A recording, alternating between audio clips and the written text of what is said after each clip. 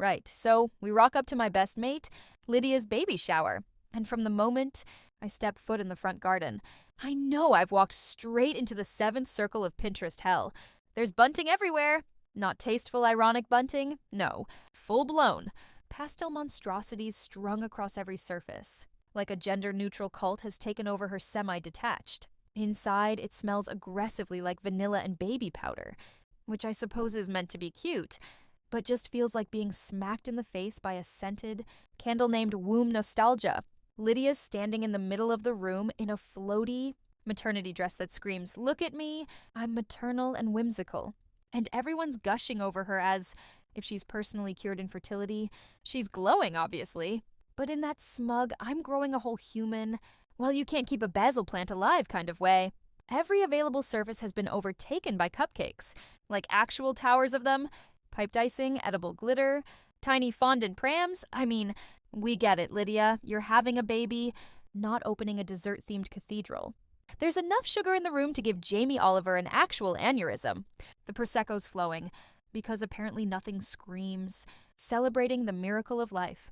Like getting absolutely trolleyed on a Tuesday with your mom's yoga friends and some women from antenatal class who all look like they do. Pilates voluntarily. Everyone's pretending to be thrilled about the contents of nappy cakes and breast pump recommendations. Smiling like they're not dead inside. Me included.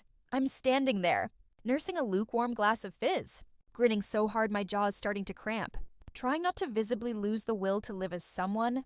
Coos over a baby grow with Born to be Wild on it. Groundbreaking. And there's this unspoken, utterly British contract hanging in the air. We all pretend that passing around bibs shaped like little foxes is the pinnacle of womanhood. That this is peak joy. Meanwhile, I'm calculating how long I have to stay before it's socially acceptable to fake diarrhea and escape. But I do my duty. I nod politely. I say aw in the right places. I pretend I'm not wondering whether I've made every wrong decision in my life because I don't have a mortgage, a baby, or a fondant-covered uterus on a cake stand. Lydia beams at me and calls me her ride or die, and I nearly choke on a cheese straw. Everything looks perfect. Everyone looks perfect. And me? I'm just holding a paper plate of mini sausage rolls, silently having a middle-class crisis in a conservatory full of baby bunting.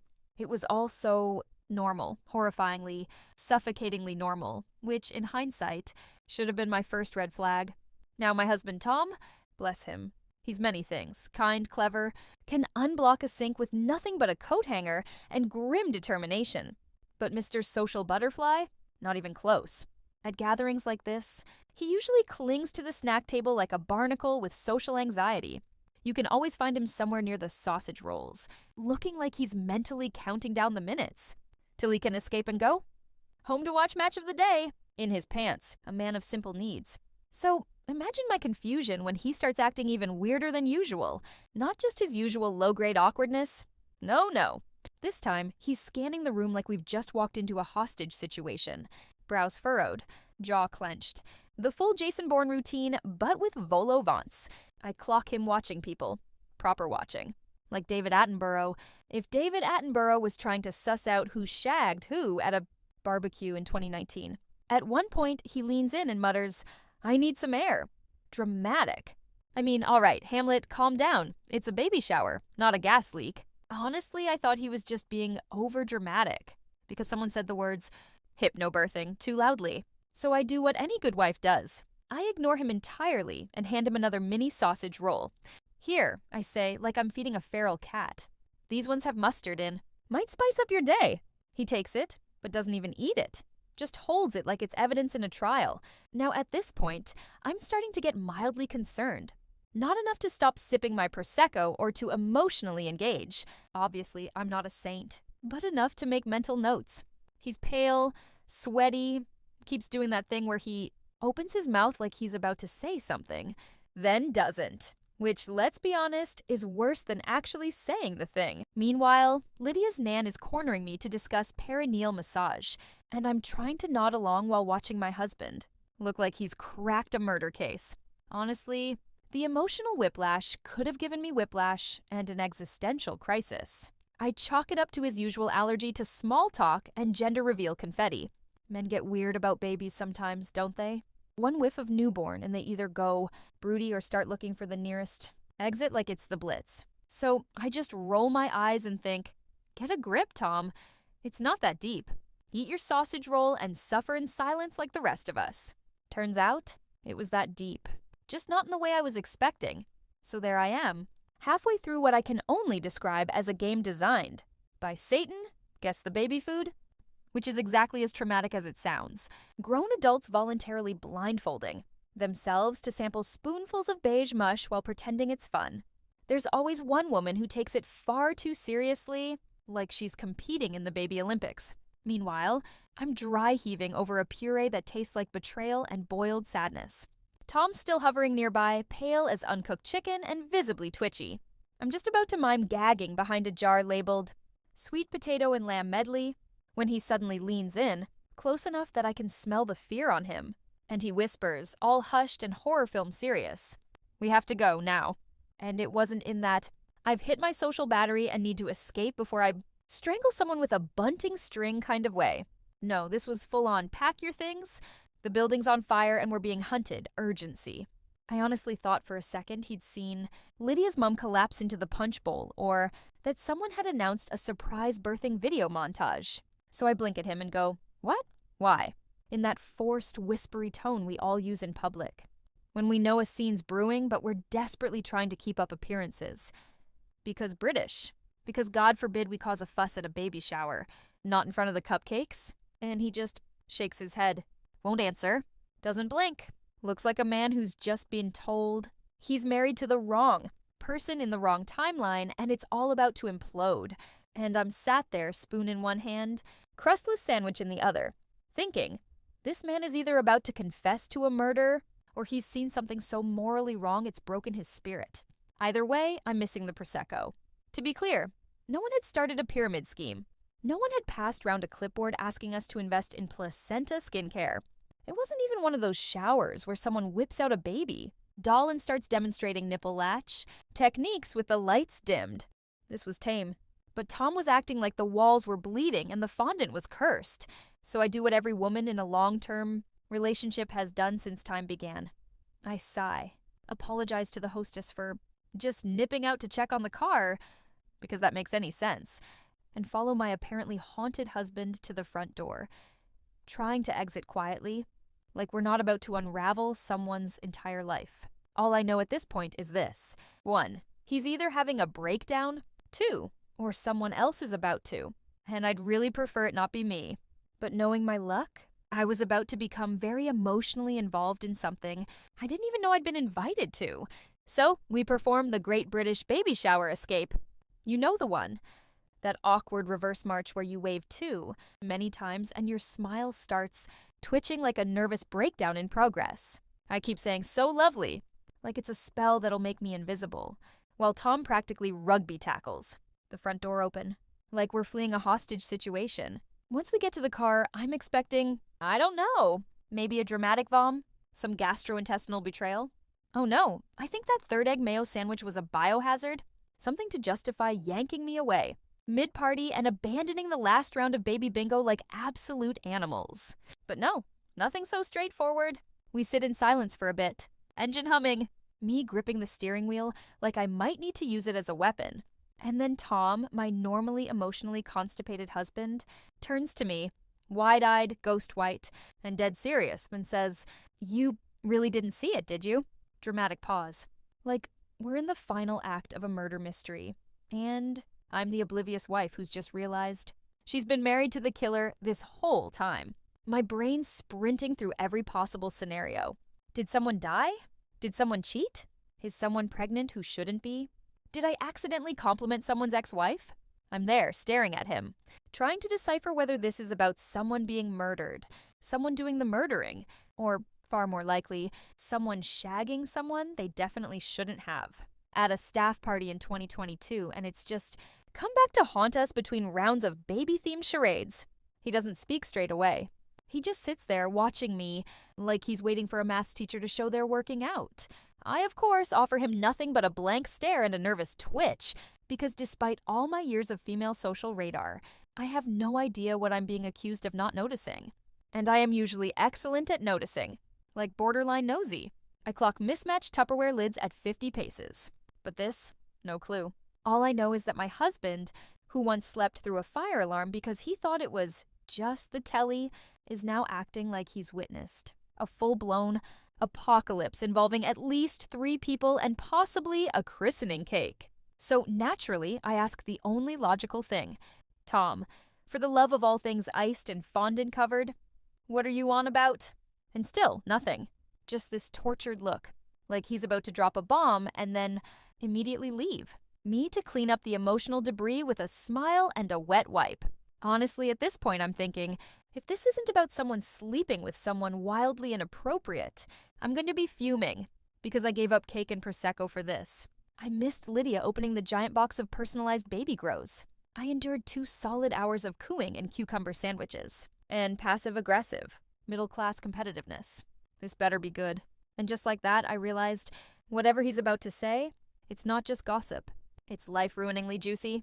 And of course, it's Lydia's, because who else's life explodes at their own baby shower? And then, just as I'm contemplating faking a stroke to get some kind of explanation, Tom finally speaks, like he's been building up to a mic drop moment in his own little Netflix docu-series. He turns to me, solemn as a vicar at a funeral buffet, and says, "That baby isn't Tim's." I blink. Once. Twice. I look at him like he's just announced. He's joining a cult or selling. Timeshares in Croydon. Because surely I've misheard. Surely he didn't just accuse my best friend of full-blown paternity fraud at her own baby shower, with cupcakes shaped like baby bottles, while her husband, sweet, oblivious Tim, is inside passing round. Party favors like he's the bloody Duke of Pampers. So I say, very maturely I might add, "I'm sorry. I must have blacked out during the EastEnders Christmas special, because what the actual fuck are you on about?" And Tom, oh Tom, he just gives me that face. That I know something you don't, and I hate that it is making me feel smug face. Honestly, I could have launched him through the windscreen. He sat there like Sherlock bloody Holmes, all pleased with himself, like he's cracked a case no one asked him to investigate. I half expect him to whip out a whiteboard and start drawing DNA trees. And I'm just there reeling. Because what even is the etiquette for this moment? Do I text Lydia and say, "Hey babe, congrats on the new baby, just circling back to ask who the dad is next"? Do I call Tim and ruin his life between canapé courses? Do I scream into a pillow until menopause?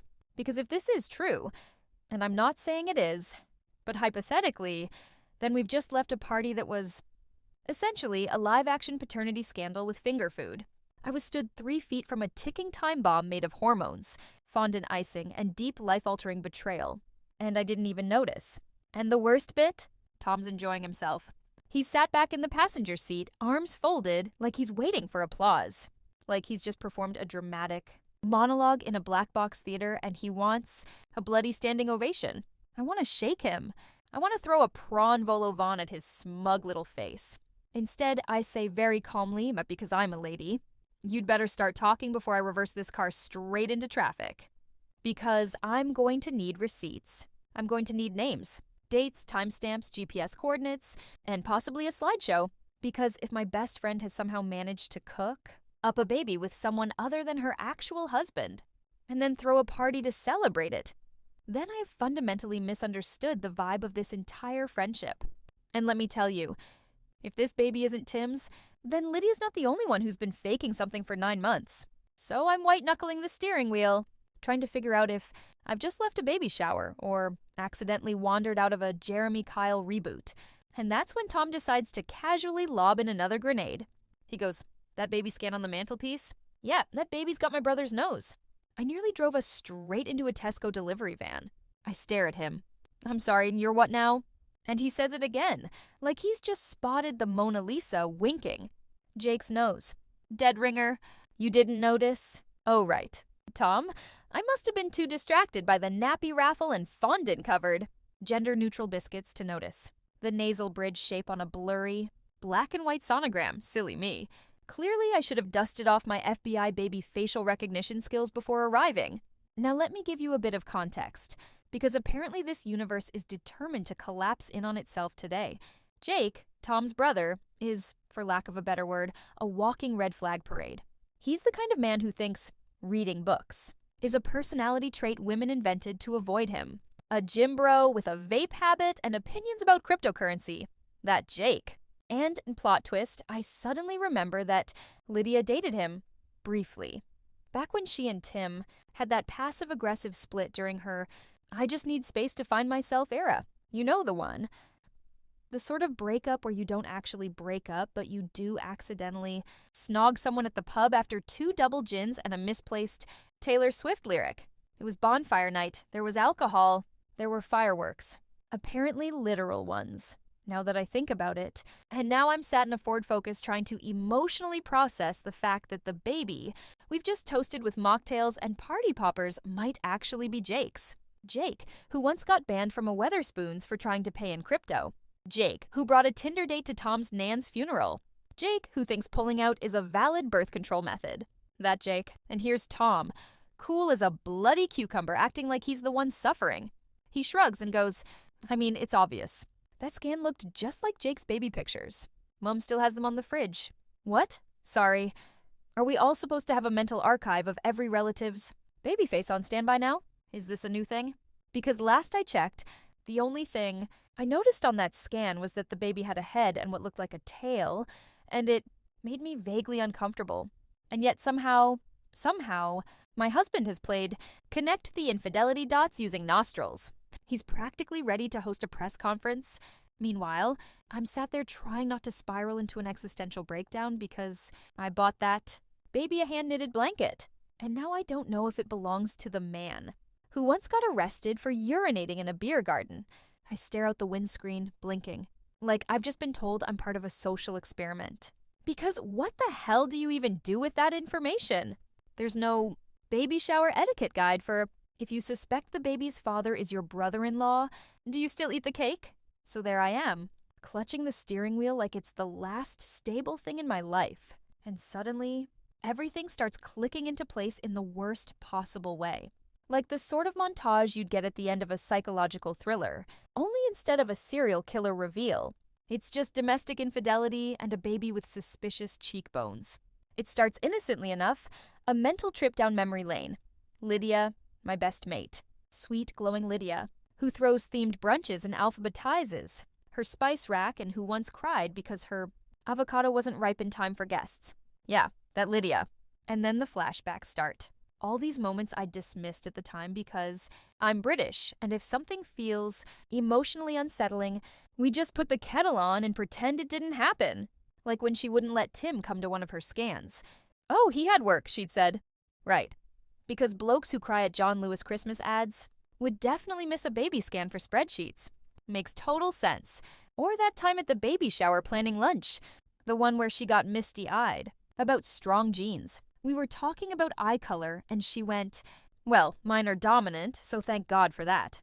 And we all laughed because we're idiots. But now I'm wondering, was that the sound of lighthearted banter or the distant echo of a cover-up? And don't even get me started on her birthday party last year.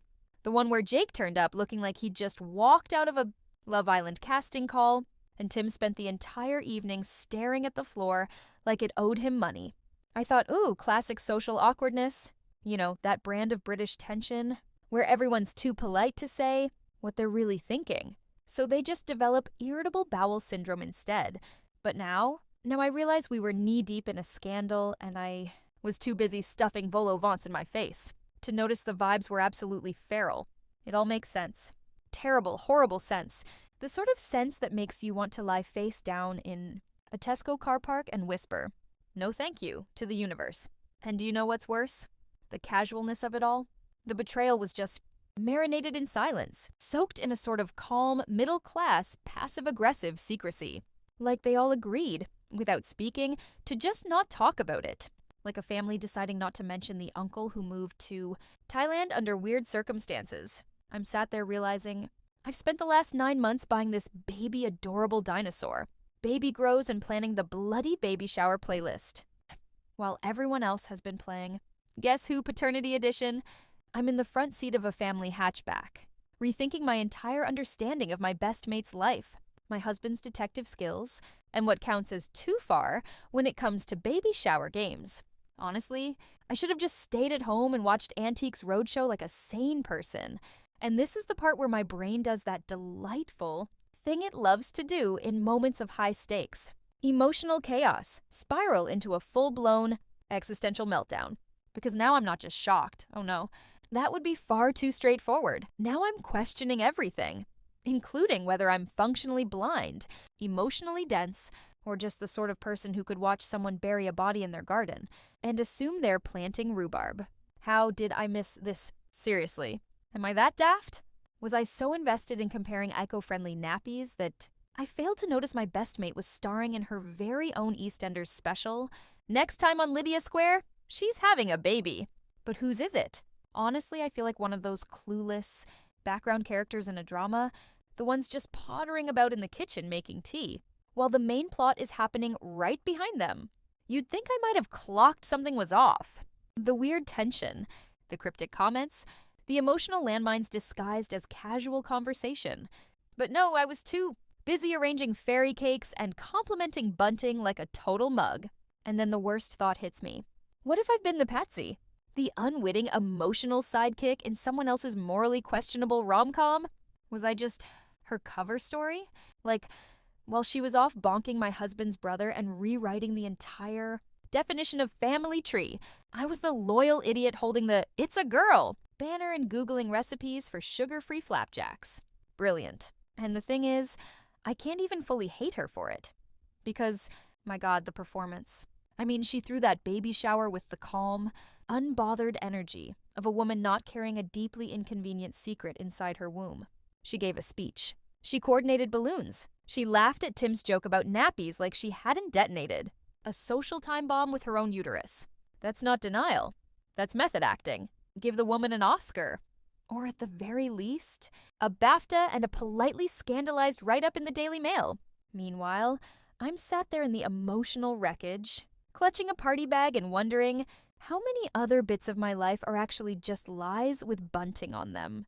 I mean, what else have I missed? Is the dog even neutered? Has anyone really seen my birth certificate? I've officially hit that phase of the spiral where nothing feels real, and the only thing keeping me tethered to this dimension is the faint hum of the car engine and the lingering taste of a suspiciously underwhelming Victoria sponge. It's all just too much, too messy, too British, too emotionally confusing to deal with without at least 3 glasses of wine and a passive-aggressive group chat message. So now I'm left with one simple, devastating question. Was I a good friend or just a conveniently naive one? And honestly, I don't know what hurts more, the betrayal or the fact that I didn't even get a warning sign. Not a clue, not a dodgy look, not even a during a baby name discussion. Just silence, wrapped in bunting, and betrayal-flavored cupcakes. So now we're sat in the car like two people who've just witnessed a hit and run, but emotionally. Tom's white-knuckling the steering wheel like he's James Bond, and we're halfway through a high-speed chase through Hackney, except instead of being hunted by MI6, we're being slowly crushed by the moral weight of our own social circle. He goes deadpan, "We can't get involved." Right, brilliant. Thanks for the life advice, Tom. From the man who just Sherlock. Homes to baby scan and triggered the spiritual collapse of my entire understanding of Lydia's uterus. Can't get involved. Too late, love. We're neck deep. We've practically got front row seats at a live taping of Who's the Daddy? Except the host is moral ambiguity and the prize is emotional ruin. And here's me, sat next to him, stomach doing backflips, brain screaming. But poor Tim. Tim, who's currently rocking a t-shirt that says World's Best. Dad like he's just been unknowingly recruited into a tragic episode of Long. Lost Family Betrayal Edition. I mean, the irony is actually offensive at this point. Like, if karma were a person, it'd be stood next to Tim right now, holding a "You've been mugged off" placard and sipping Prosecco from a bottle shaped like a dummy. So now I'm faced with the big dilemma. Do I confront Lydia? March into her house with a nappy cake in one hand and the truth in the other? Do I tell Jake? Casually drop it into conversation over Sunday roast. By the way, remember bonfire night? Yeah. Apparently it lit more than sparklers. Or, and this is becoming increasingly tempting, do I sell my house, change my name to Carol, and move to a remote village in France? Where the most scandalous thing happening? Is Jean-Paul's goat escaping again? Honestly, the duvet burrito option is looking more appealing by the minute. Just me, a hot water bottle, a bag of Maltesers, and enough emotional repression to qualify as a British national sport. But then I remember, this is my best friend. And she lied. Smiling sweetly, baking cupcakes, doling out party favors like she wasn't hosting the emotional equivalent of a Jeremy Kyle comeback special. So, what do? Stay loyal or torch the whole thing with a truth bomb? If I tell Tim, will he cry? Swoon? Detonate a gender reveal cannon into Jake's face? There's no right answer, just a buffet of bad ones. I miss when the only drama was whether we'd overdone it on Ed Sheeran. Now it's just me, Tom, the car, and more emotional wreckage than an entire season of Broadchurch. One thing's for sure, no one's escaping this mess without wine, therapy, and at least one all-caps WhatsApp meltdown. So that's it. That's where I am. Just sat here, in my kitchen, elbows on the sticky table I keep meaning to clean, staring into the void of my half-drunk cuppa, like it's gonna offer moral guidance or at least call me brave. Spoiler, it won't. It's Yorkshire tea, not bloody Dumbledore. The baby shower's over. The helium's gone limp. The last slice of Victoria sponge is sitting in cling film like it knows something. And I'm stuck in emotional limbo. The kind where you can't cry because you're still too stunned. But your brain's doing that horrible fast-forward thing where it plays out all possible future catastrophes like it's Netflix autoplay. I haven't told anyone, not a soul, except you. And I mean, that hardly counts, does it? This doesn't feel like gossip. It feels like I'm whispering from the center of a moral collapse, hoping someone will tell me what the hell to do. They won't, I know. It's fine. I'm British. I'll die politely. And now, every time my phone buzzes, I flinch like it's a live grenade. Is it Lydia? Tim? A group chat exploding? Jake showing up with a baby nose comparison chart and a DNA kit off Amazon Prime? I'm genuinely one passive-aggressive emoji away from a full breakdown. Like, someone sends a single, and I will spiral. I'll end up crying in the Aldi car park again, trying to decide whether to buy cheese or just give up entirely. The thing is, this should be Lydia's mess to deal with, but I'm now emotionally invested, socially entangled, and morally constipated. Do I light the match and watch the whole thing go up like one of those $9.99 garden fireworks? You regret buying every bonfire night? Or do I just walk away, let sleeping secrets lie?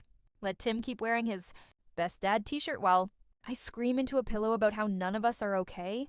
Because right now, I don't know what's worse. Being the friend who knew and said nothing, or being the one who blew it all up and then had to live in the emotional fallout like it's a Channel 4 documentary called Moral Arson, Life After Telling the Truth. And let's be honest, it's only a matter of time before something slips. Lydia's not exactly the queen of discretion. She once accidentally outed someone's surprise engagement by writing, "Congrats on the ring," in a Facebook comment before he proposed. So I give it, what? 2 weeks? One overly honest Prosecco-fueled brunch? And then it's boom! Fireworks, screaming, maybe a glass of rosé thrown in someone's face. So yeah, I'm just sat here in this weird purgatory between loyalty and truth, waiting for the emotional bomb to go off. And when it does, I've got 3 options: lie, run, or become a nun. But let's be honest, I'll probably just go back to Lydia's next. Baby group like nothing happened, nodding along, holding a muslin cloth and quietly dying inside. Because if British women are good at anything, it's pretending we're fine while the entire house burns down behind us.